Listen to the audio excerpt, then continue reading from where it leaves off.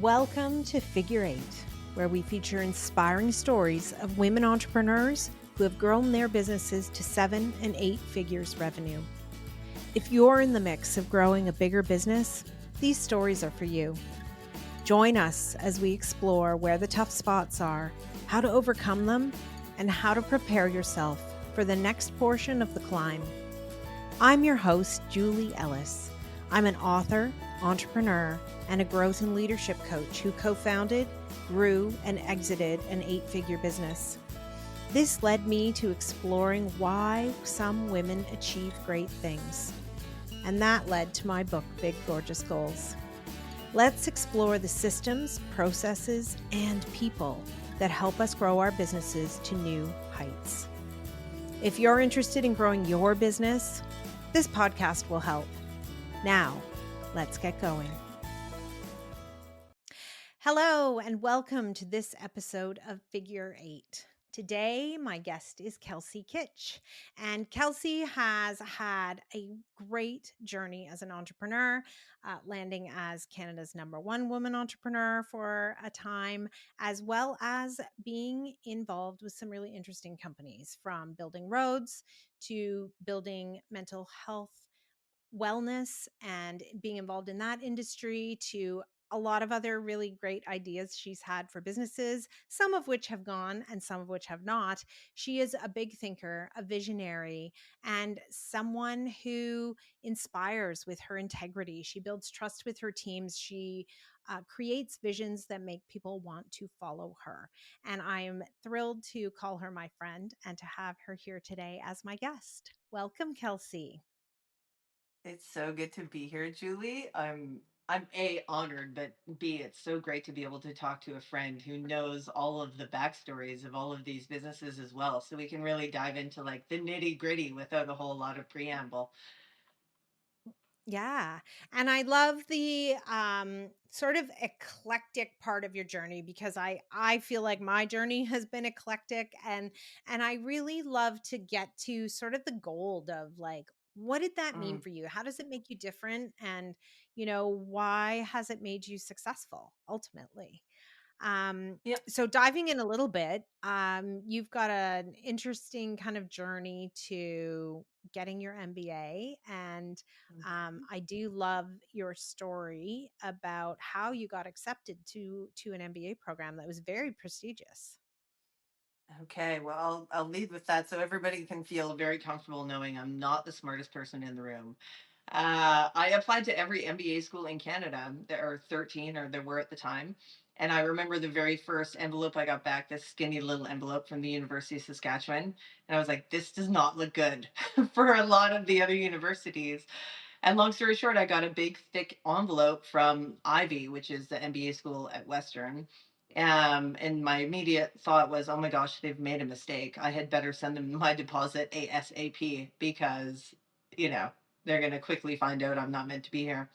But long story short, I wound up going there. And in the hallway one day, someone stopped me and said, Kelsey Kitsch, I remember your application. Can I talk to you for a second? And I thought for sure that was a moment that the gig was up. They were going to say, like, we did make a mistake. It's time to go home.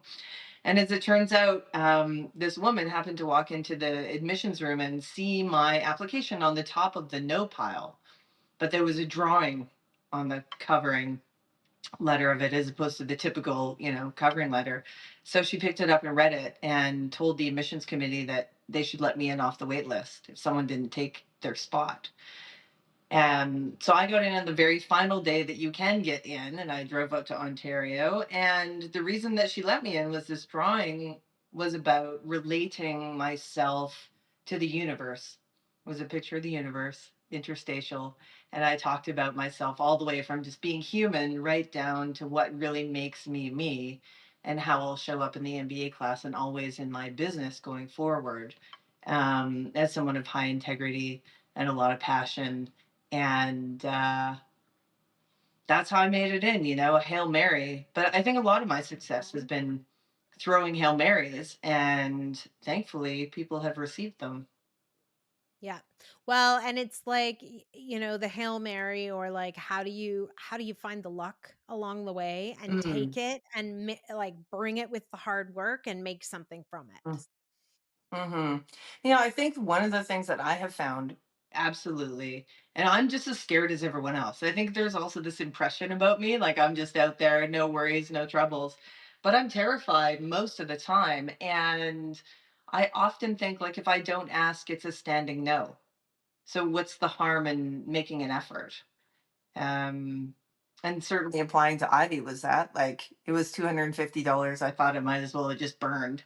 But had I not tried it, I would have never got a yes. So I always say to people, like, you're giving yourself a no without giving it a try.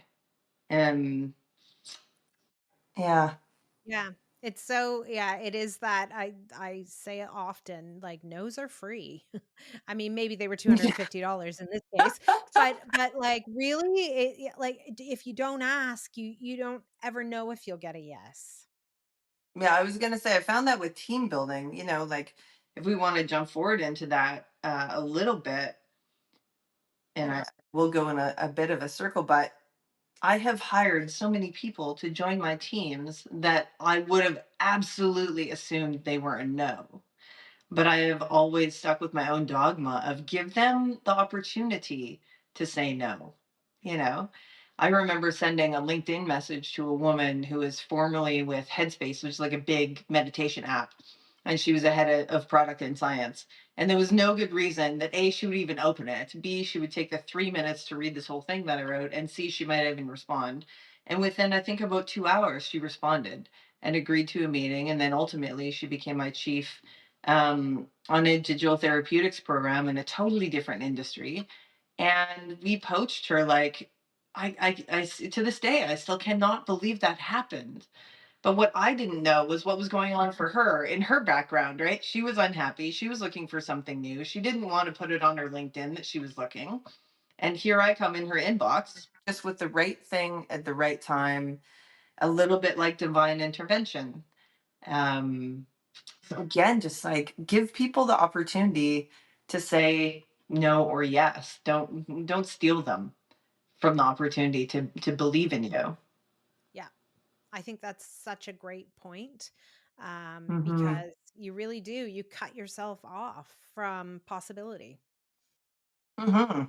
And everyone likes a surprise. Everyone likes to feel wanted. Everyone likes, something to come in where they say, I really noticed you. I've been paying attention. What you do matters, and I'd love for you to join us. And that's rare. Usually it's the other way around. Usually it's, we're out there looking for the opportunity or we're waiting for someone to call us and da da da. Um, and there's nothing quite as good as, being a surprise in someone's inbox to say, hey, I took the effort to come to understand you. I'd really like you to join us. Yeah. I think that that's a really great point is that we don't ask. Hmm. Mhm. Hmm. I love That's asking. I know. It's great. It makes me think about your kind of eclectic path of entrepreneurship in terms of like industries and roles that you've had.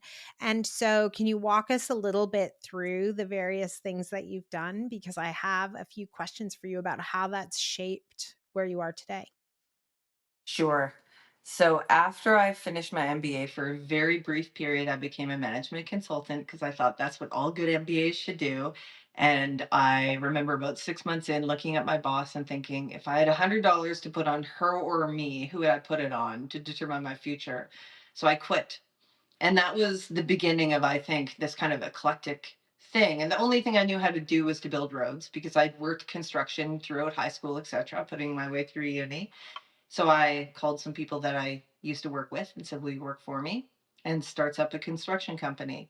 And then by virtue of being in that, starts up a land development business. And then after that, I had to run probably 5 years too early with box toys. Like it's all a very big deal now, but back in 2010, was it? Nine? It really wasn't. And then after the No, the box toy, subscription box era, you yes, were ahead of the curve on the subscription box era. yes, that's absolutely true. And then after that, I wrote a book and did some speaking because I'd won these awards, the top female entrepreneur stuff. And then I started a psychedelic drug research company that I subsequently took public. And so that was something entirely different from what I was doing before. And I feel like I feel like all of those things were things that I wouldn't have guessed I was doing next. Like it's the old, like, in hindsight, it all makes sense. At the time, it was like, what is going to happen next? What am I doing? Um, and moving on from things before I think before I had somewhere to step onto next was really what I always did. I never really waited until I had it all figured out. I don't know if that's a good plan. I don't know if I'm recommending that to anyone, but that's what I did. Yeah. Why do you think what is it about you that has made you have these diverse experiences? Because like you said, when you leave one, you don't know where you're going next. And so how does it turn out to be something so different? Mm. I remember for years and years and years wondering, like, what makes me good at anything? Like, why do I keep getting picked to be the captain of the team, to be, valedictorian, to be this, to be that, when really I have no good reason to be the person in all of these places so many times. I mean, part of that was a kind of underestimation of my capabilities early on. I think a lot of people have that until you have a bit of a track record. But later on, I think the reason that I was able to adapt and go into different industries, which were just primarily my interest, was because I realized what I do well isn't really about the business or the industry specifically. Like when I introduce myself, I say I'm a creator who deeply values intimate connection. So if what I'm interested in involves something that's creative or innovative or a little bit frontier or potentially 5 years too early, and if I can be intimately connected either with the team, with the idea, with the space in a way that when I wake up in the morning, I really think that what we're doing could change things, then what I happen to do well, which is have ideas and build teams and kind of just stick my neck way out, can be applied to just about any industry, to just about any arena, provided I have those two things, the creative outlet and this intimate connection to it. Hmm, interesting. And it is sort of interesting because I think of like building roads as there is something creative about it, although I Mhm. understand it's very technical and you've Yes. gotta do it right. So, like, let's put that as a baseline. But there is something that's like you're making something that wasn't there before. You're like there is and there's something big about it, like big equipment, big jobs, Yes. long-term kind of things, right? And it's sort of interesting because there's a string that, like, comes through everything that you've done, I think, is that, like, that big kind of vastness and that creativity with probably like the technical underpinning. Yeah, that's a good point. I mean, the one of my favorite things to do is to go back and drive on the roads that I've built and in the neighborhoods that I created, and I named the streets and I designed how the houses would sit and all these kind of things, because you're right, it's big and it's still very creative. Um and I don't know why it just keeps being so big. I guess I don't know. I think part of that is because I feel like I live in the future a little bit. I do feel like I'm living 5 years from now or 10 years from now, where I can see it already as big as it can be. And um, I suppose I've never set out to be like, I'm going to be the biggest this thing, or it's not good enough unless it's big. It just so happens that when you're early enough to any industry or early enough to any neighborhood or, early enough to any given thing, um, you happen to wind up being kind of big. But the risk in that is what has also happened, which is if you're too early, you can be absolutely not big at all because there's no market. So it's both. And I think for anyone who's listening who's looking at what might be their next idea or what might be their thing that they can apply themselves to, or like what's their secret sauce, I would kind of summarize it into a couple of quick things. To your point, find that silver thread. Like, what is the thing that goes across all the things you were always interested in? Like, this has been me since I was 8. This is nothing new to anyone who knew me then.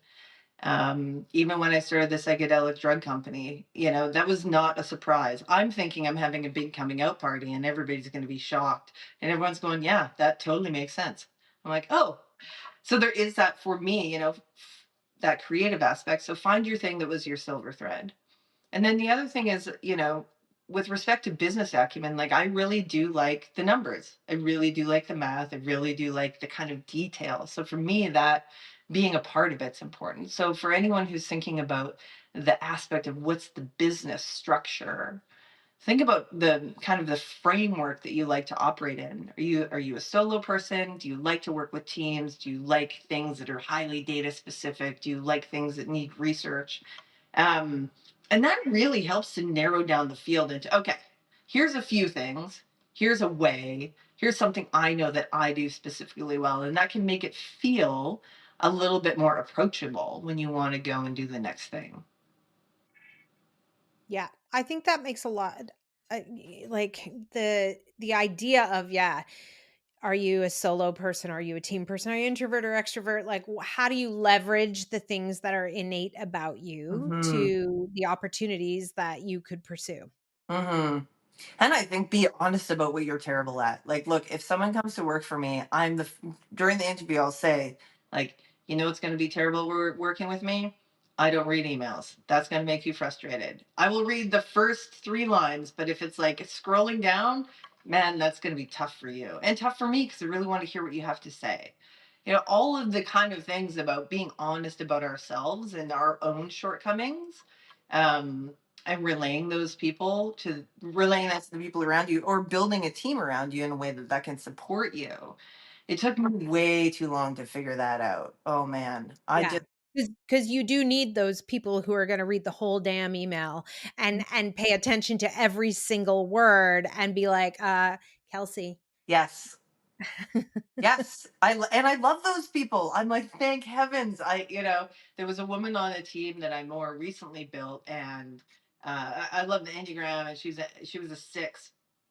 And so when we had this debrief about her whole team, she was only 6. She was way out on her own. And I forget what the name of the 6 is, but effectively, she's a detail person who's going to highlight all the things that could go wrong.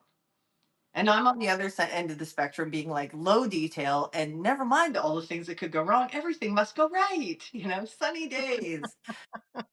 And I remember the debrief, the person who was running it was like, oh, the two of you are going to clash. And I said, you know what? No, I love the 6. I Oh, isn't that love just interesting? doing it. So 6 is the loyalist. They Right. are committed and security oriented. Right. Yeah. So they're suspicious and anxious and responsible, which Totally. is a very good counterpoint to the let's go fast and hard and big and yes, somebody tell me where the holes are in this plan. Yeah. So finding your like Robin to the Batman, or whichever analogy you want to use, and love them up for all the ways that they like can frustrate you and like demand of you things that are required for the scale of a business. That took me a long time to figure out. I used to get a little frustrated. I used to, or even not hire that person and just assume that my acumen would carry us forward. And that turns out not to be the case, you know. Right. Well, it's always interesting when you hit the wall of it's like that kid in school that we all knew that never needed to study because they were so smart Right. and they hit a wall, whether it was in high school or in university and they weren't as successful as they had once been and it was sort of that like life altering like what do you mean what moment for them. Yeah, absolutely. Yes, I had that a couple of times. And even recently, I think that's the other thing that people think about when they look around and they're starting their business or they want to scale something and they look to other people and they go, oh, they did it this way. So therefore that must be the way. And I always caution people to say, okay, great. Like, look at some maps. Listen to Julie's show. Listen, like, set up your goals. Think of all of these different ways that a person can set themselves up. And then really think about what's your way. Like, really think about what's your way. Because doing it someone else's way, relying on different skills, might not be the best thing for you. You got to really pressure test that. And sometimes it's like, look, it's embarrassing to be a person that people are like, oh, you must know that. And I'm like, I don't know how to log into my own website. Right, Like, I have somebody who can get us logged in. Yeah, I've got the resources, but yeah, I'm not gonna be the one. no, Yeah. I don't know it. And that's not to say it's below me. It's like so many times I want to log into my own website, but I can't because I get all, you know, so One mom of the doesn't things I work. feel like Yeah, one of the things I feel like I love about the sport of entrepreneurship is that the puzzle can be put together in so many different ways. There is no one right way. And although there are maybe pillars of things that you're going to do at some point, it's figuring out for you what's the best and fastest way.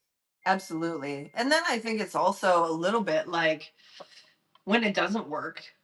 Yeah, I've had a lot of that. Like, I think people are often surprised at how many times I have been taken out at the knees. Um, when it does not work, to take ownership of the parts that you're responsible for. That's actually my favorite part. So, like, sift through the bones and the guts of it and go, oh boy, girl, there it is. That's exact. Come on now. But also to recognize like we're all human and times change fast and tech changes fast and people move fast and no one knows what's coming around the corner. And to your earlier point, sometimes you just happen to be the lucky person at the right place at the right time.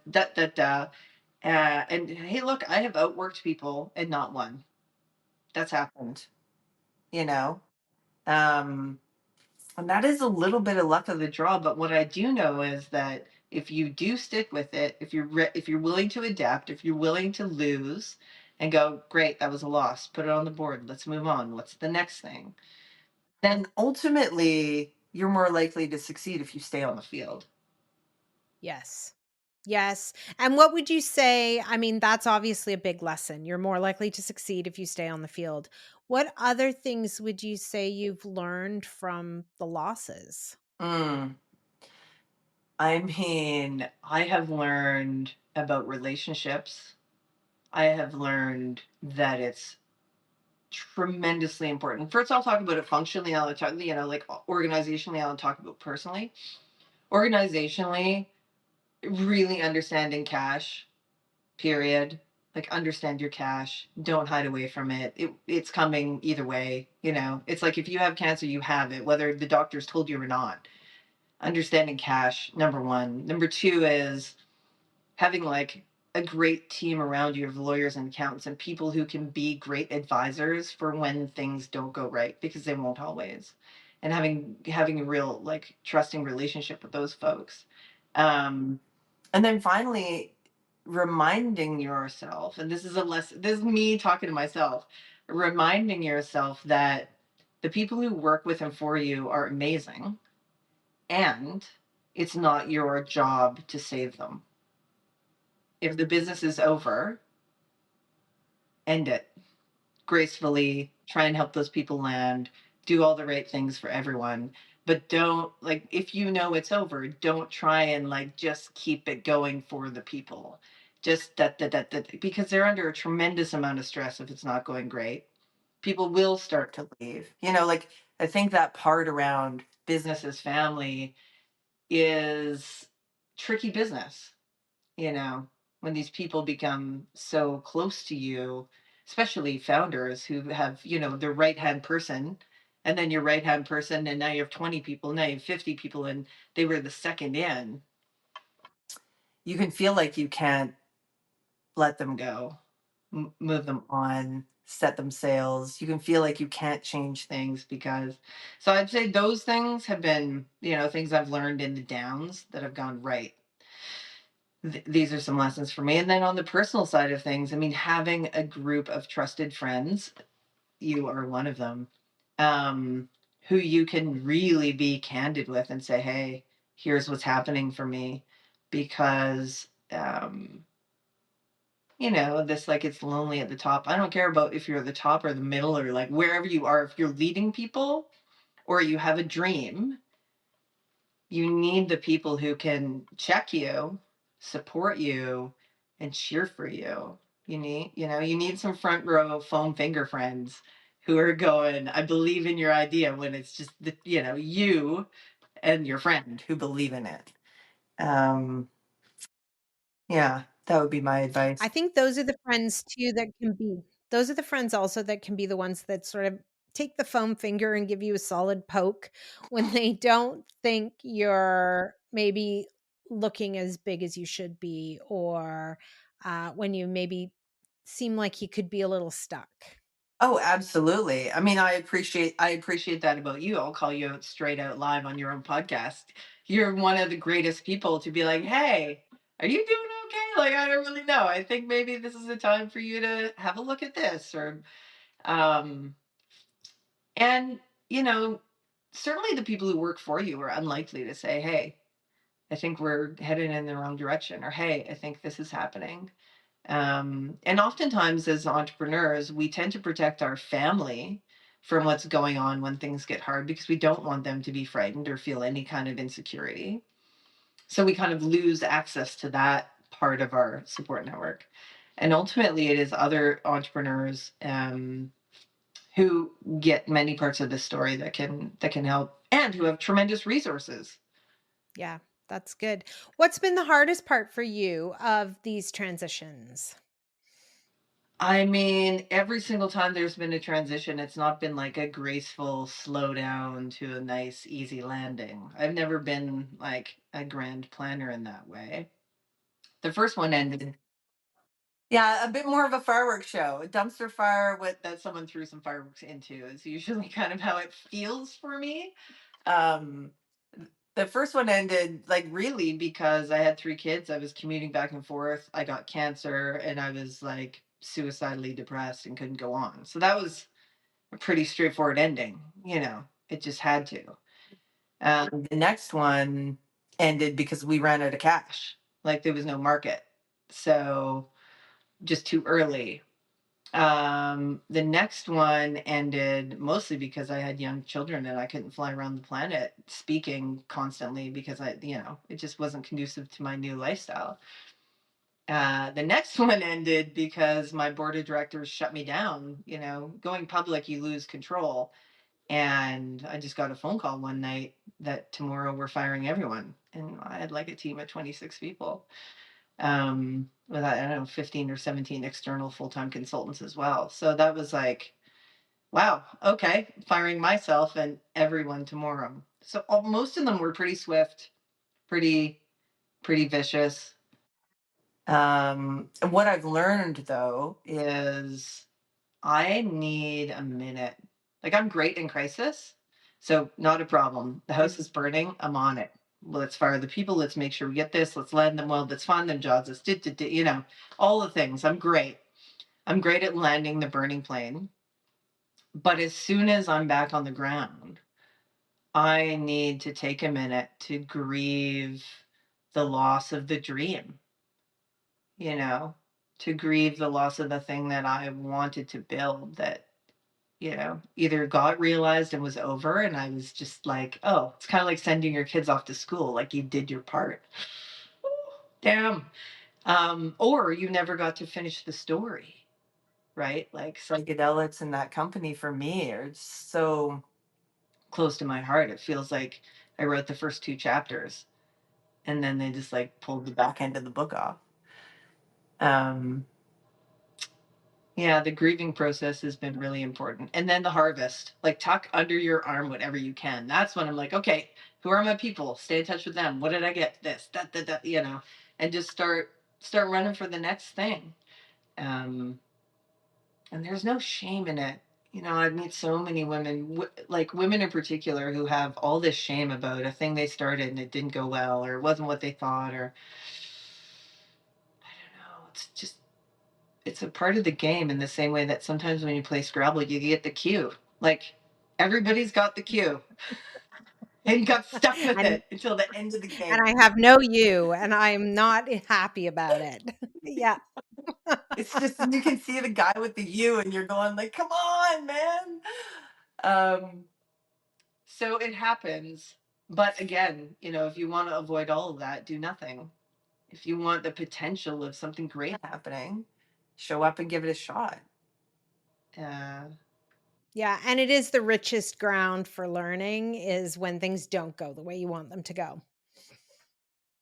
oh, absolutely. Like now when the next thing I want to do, it's so much quicker to rule things out, rule things in, figure out who my early team is, figure out when we're going to check in and be like, wait a minute, this isn't working. Let's get off this train. Let's get on a new one.